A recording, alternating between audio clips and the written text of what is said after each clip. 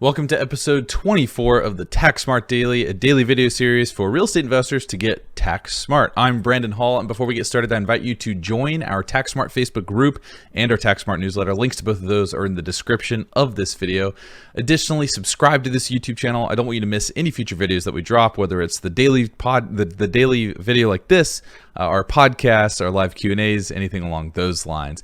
And lastly, if you have any questions or if anything that I say resonates with you, drop me a comment. I love interacting and engaging with our community. It's my oxygen, keeps me coming back to the table. Today's topic is Biden's proposed 1031 exchange rule. So President Biden wants to implement more taxes on the rich to make sure that they are paying their fair share, and that's not a political opinion, that's just what he has said.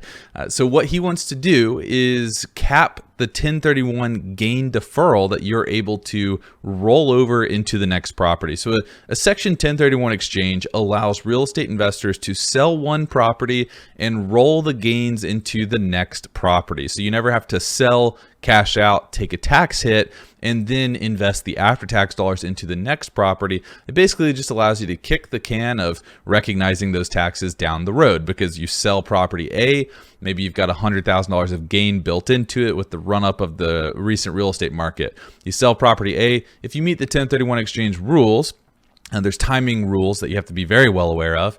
You meet those rules, you roll it into property B, that's the new property that you're buying. Your $100,000 gain gets deferred and it's baked into property B's basis. At some later point when you sell property B, you'll have to pay taxes on it, but that could be way down the line. You could also 1031 exchange it again, and you can keep 1031 exchanging until you drop. So some people call it the swap and drop, or swap till you drop strategy. You 1031 exchange, keep going, keep 1031ing until you die. Then you pass the asset on to your heirs. They get a stepped up basis in the asset equal to today's fair market value, or the date of your death. And all of those gains that you've been deferring for years get wiped out. They go away because of that stepped up basis at the end. So President Biden wants to limit the amount of gain that any one person can roll over during any 1 year. And he wants to cap it at $500,000 per person per year. So if you had a property that had a $600,000 gain and you 1031'd it into a new property, you'd only be able to roll forward $500,000 of that gain. The extra $100K would come off the top. You'd have to pay taxes on it in the year of sale. But it is $500K per person. So same scenario, but now we're married filing joint. We roll that property over. We can roll the entire $600,000 over, because for married individuals, the total limit is going to be $1 million per year of gain that you can defer without having to pay taxes on it via that 1031 exchange. So that's the proposal. Now, there is it's going to be interesting to see kind of how it plays out, because 1031 exchanges have been on the chopping block before. They were back in 2015-16. There was a bunch of studies done to show that they spur economic development and all that good stuff. But they're typically on the chopping block, but then they get removed during negotiations. I'm not really sure how this one's going to go, but it is there and it is going to be negotiated over the coming months. So it'll be something important to pay attention to. Now, I've got some information here that I also want to share. So first off, IRS data, and this is from a Bloomberg article. So IRS data shows that 1/3 of the tax benefits are 1/3 of all the tax benefits, all the tax savings from 1031 exchanges are primarily going to institutional investors and uber wealthy investors. I don't know how true that is because I haven't seen the IRS data, but just know that that's out there, and that's going to be something that is going to be brought up as well.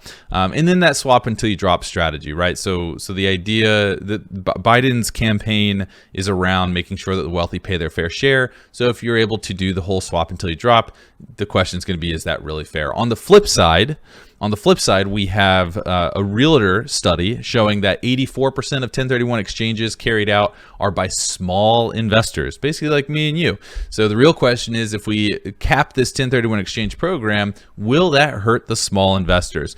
Additionally, if you cap 1031 exchanges, it doesn't just impact real estate investors. It impacts all sorts of industries. Think about our farmers, agriculture, all of that. I know those are kind of like the same category, but all of those types of guys are going to be impacted too, and people don't like taxing farmers. So that's going to be a consideration.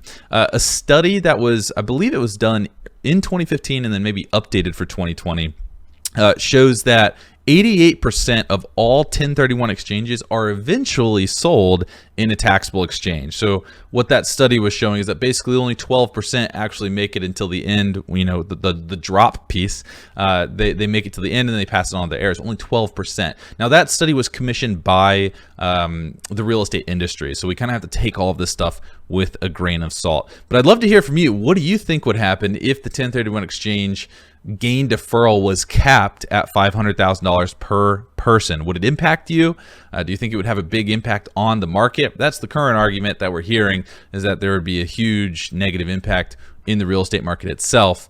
I guess time will tell. So we're watching negotiations to see where this thing goes, but figured I'd update you on what's being proposed, what's being talked about, and what the two different sides are kind of saying to bolster their arguments. Thanks so much for watching another episode of the Tax Smart Daily.